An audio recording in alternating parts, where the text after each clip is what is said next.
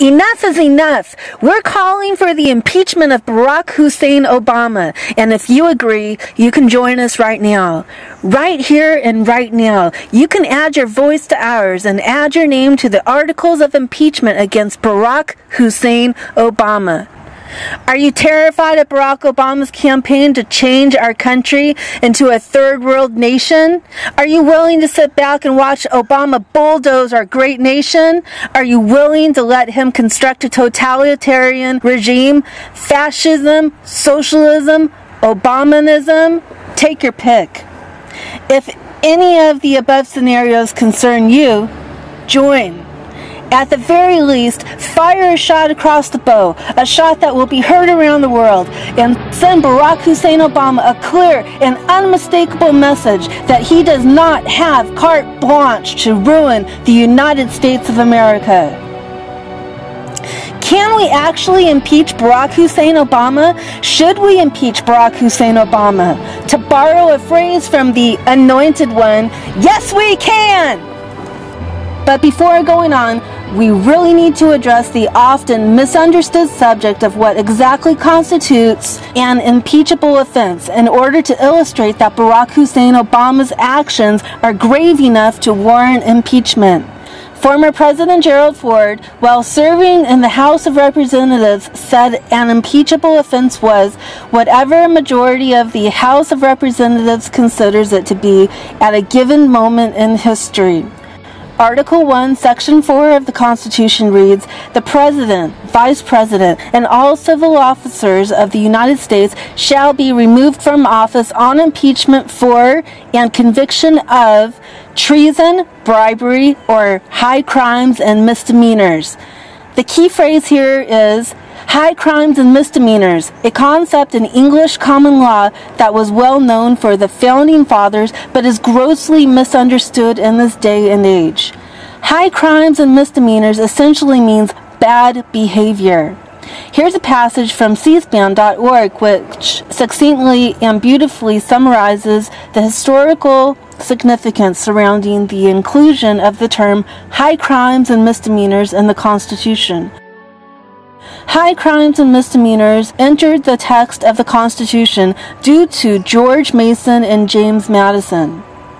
Mason had argued that the reasons given for impeachment, treason and bribery, were not enough. He worried that our great and dangerous offenses might not be covered.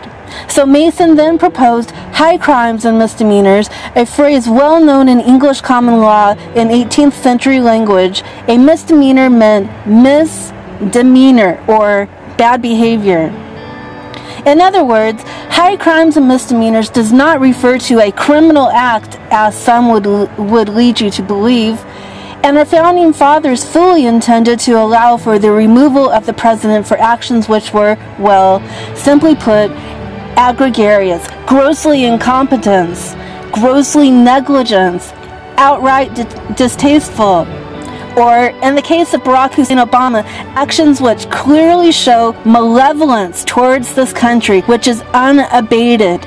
And make no mistake, for those who mistakenly hold the illusion that impeaching Barack Hussein Obama would be a simple matter of plain politics, the founders fully intended that the impeachment of a sitting president be a political act. The Obama administration exemplifies maladministration.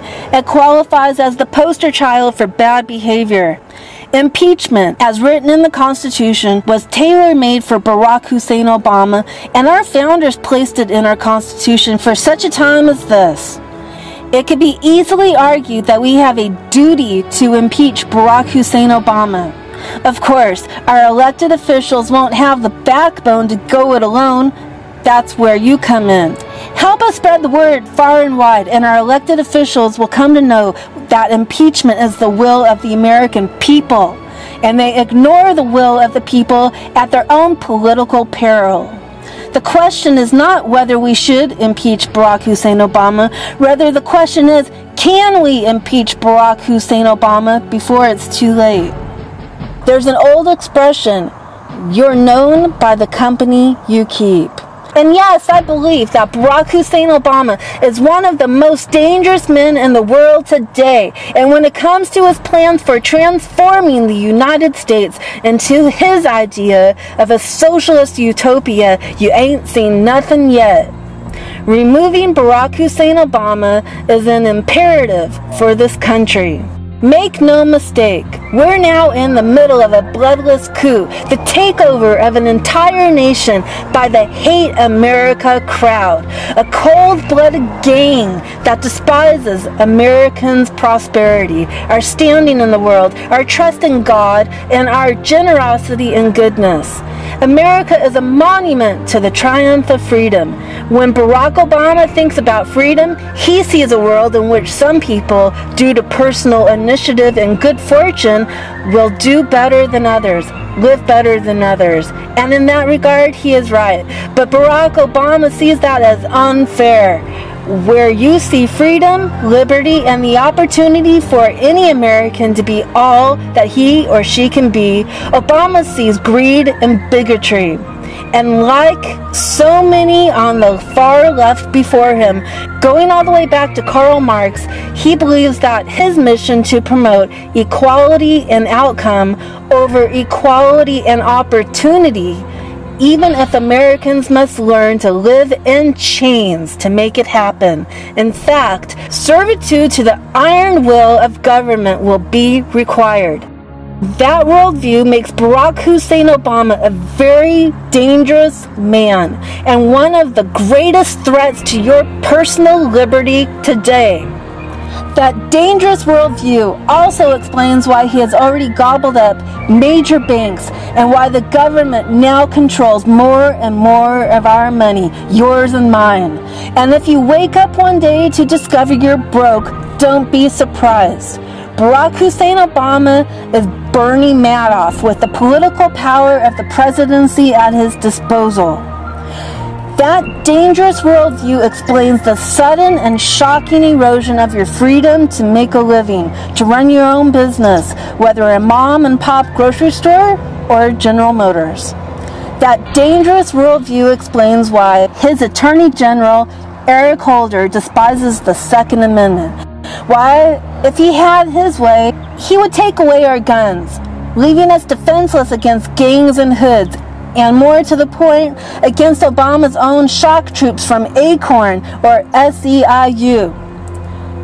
Remember, it was the healthy and rational fear of the government that led to the inclusion of the Second Amendment in the Constitution of the United States.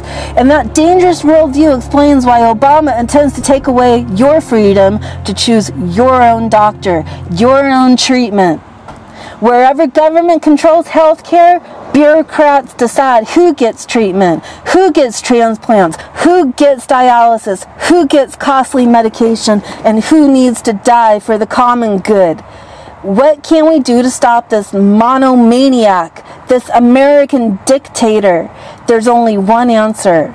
Article 1, Section 4 of the Constitution reads, "The President, Vice President, and all civil officers of the United States shall be removed from the office on impeachment for and conviction of treason, bribery, or other high crimes and misdemeanors."